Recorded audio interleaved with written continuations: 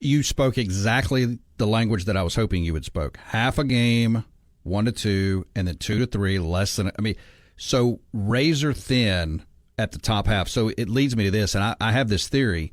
I'm not saying it's going to happen. SEC fans are beating their chest. We're going to get 4 teams in. We're going to get 5 teams in the playoff.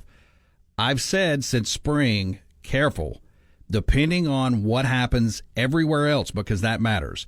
If the Big 12, for instance, has an undefeated team and then a one-loss team, or the ACC has an undefeated team and then two teams with one loss, or the Big 10, you could find the SEC with potentially 3 or 4 9-win teams, a couple 10-win teams, an 11-win team, and based on the way the committee wants to go, and we don't really know this, I don't know that the league gets as many in as they think, because the league could cannibalize itself.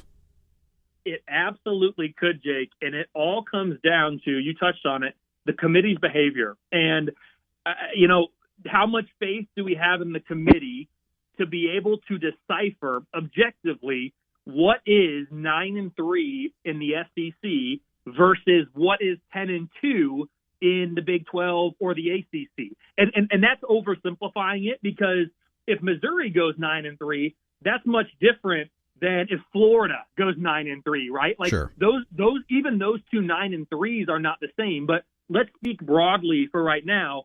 If a team, generally speaking, if a team in the SEC goes 9-3, it is more likely than not that it will, by objective numbers like mine in my most deserving rankings, that's harder to achieve. That's a harder record to obtain than most likely, a 10-2 in the Big 12 or in the ACC. Like, that's just the depth of the conferences and just the week in, week out grind of the power rating of the team that you have to play every single week in the SEC. It's just a different level than even some of the other Power 4 conferences. So to get back to your point of, let's just pump the brakes, because we're not. It might work out that the SEC doesn't get as many teams as people think.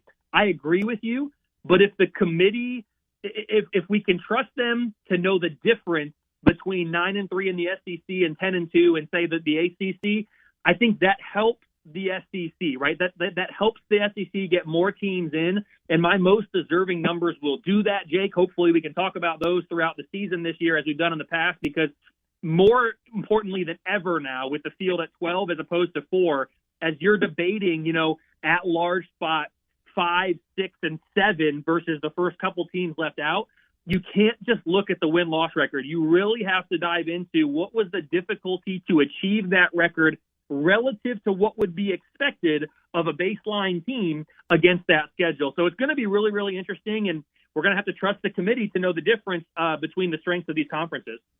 Good stuff. Kelley Ford. Make sure to find him at K Ford Ratings. Go to kfordratings.com. Kelley, I appreciate your time. Great stuff as always. We'll be looking, and make sure to share that out as you continue to push that out this week, and we'll do it again next week. Awesome, Jake. Appreciate it as always. Have a good one.